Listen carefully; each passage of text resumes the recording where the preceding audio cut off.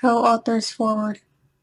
Within the pages of this book, we have endeavored to put before our readers logical viewpoints in support of the arguments contained therein, where formerly scientific theses, ecclesiastical dogma, and political expediency have been generally accepted. We have placed spiritual truths and material facts side by side, thereby welding them together into a complete pattern.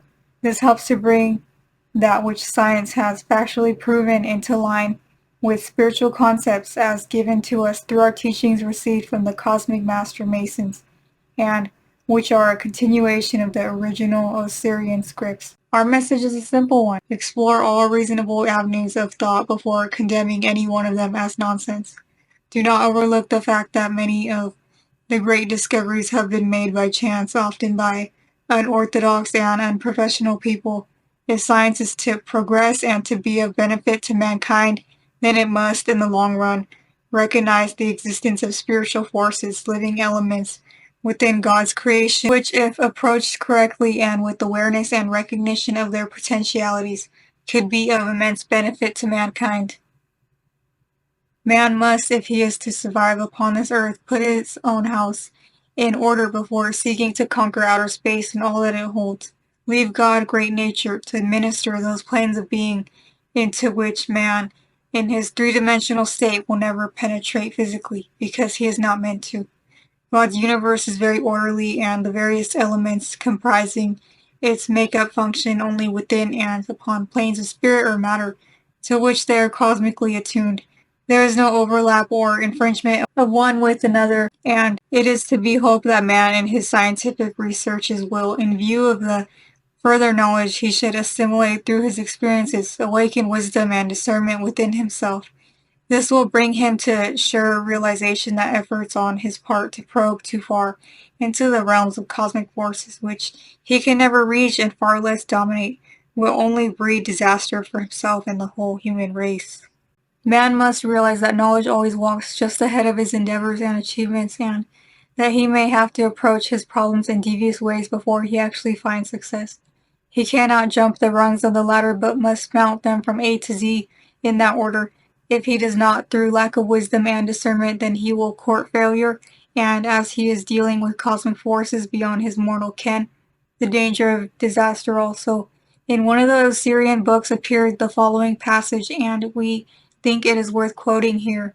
Wisdom is that discernment which allows us to assess those things which are put before us, sifting that which is true from that which is either a half-truth or a non-truth.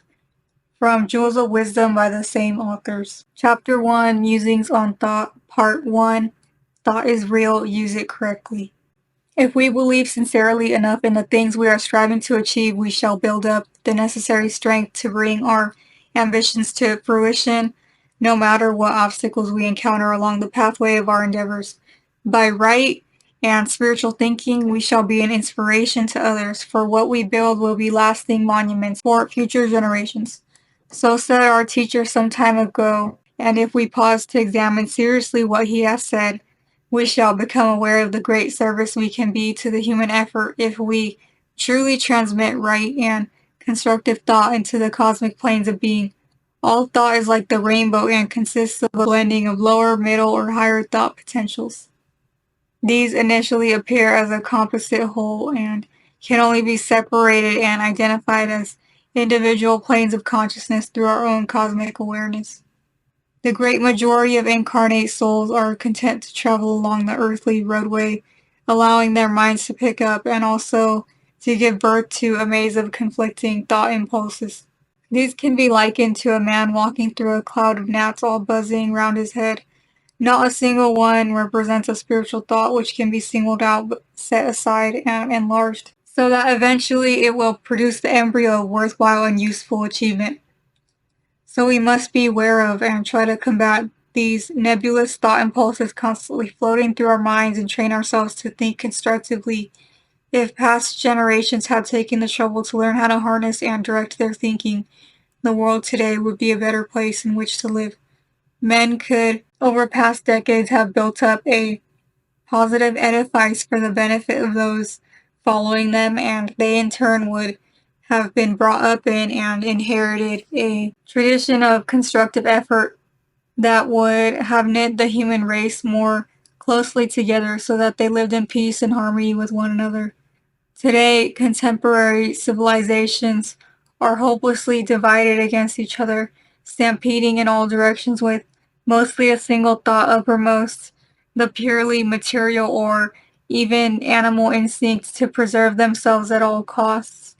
This is the sorry lot of humanity today, and it is bringing it to the abyss of self-destruction. In his efforts at self-preservation, man has not strengthened his incarnate state either individually or collectively. Fear stalks through Earth's highways, and the youngsters of this dawning era see the so-called wise men of past decades muddling through the world's affairs, driving humanity into situations which will bring eventual chaos and destruction. The youth of the nations are those who will be responsible for the conduct of world affairs during the decades which will follow. If we look around, it would be hard indeed to pick out a leading world figure upon whom reliance, integrity, and trust can be placed. Uppermost in the minds of the world's statesmen and politicians is the fear that if they do what is unpleasant but actually right in the circumstances, they will lose the support of the masses and be stripped of the power and also of the ill-gotten perquisites it has brought them. There is no outstanding personality for the young to look up to, and in fact, politicians and those in authority are today treated with the utmost contempt because there is nothing to respect, especially when they see those who should know better indulging in fraudulent and dishonest practices. We now have one of the greatest evils stalking through the world, the cult of drugs. The penalties for the drug addicts are not rigid enough by a long chalk, and those who peddle them and corrupt the young should be so severely punished that they would be induced to have second thoughts about carrying on their diabolical trade. We are too kind to the lawbreakers these days, and authority does not seem to realize that the criminal mind is sick and warped, and does not reason in the same way as does the law-abiding citizens. Being chicken-hearted when dealing with the potential criminal will not pay dividends. Now that the death penalty has been abolished, the murderer will continue to murder if he feels he can escape from gaol, for that is what is in his mind. There are now well-organized gangs who are deliberately helping those convicted to escape. The lawbreaker knows this only too well, so he will continue to commit crimes against his fellow men, believing that he has a good chance of escaping from his prison sentence sooner or later. All that I have been relating stems from distorted and wrong thought.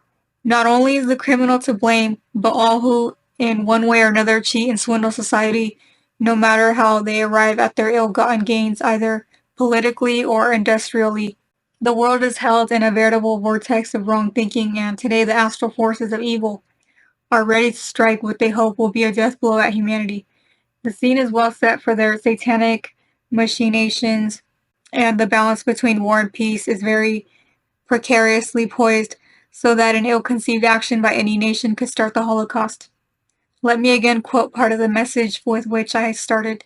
If we believe sincerely enough in the things that we are striving for, we shall build up the necessary strength, thought force, to bring our ambitions to fruition no matter what obstacles we encounter along the pathway of our endeavors. If we can realize that it is only through concentrated thought effort that humanity can be saved, then each one of us comprising the human family has a duty to fulfill by directing his or her thought potential into the cosmic pool, for thought is real.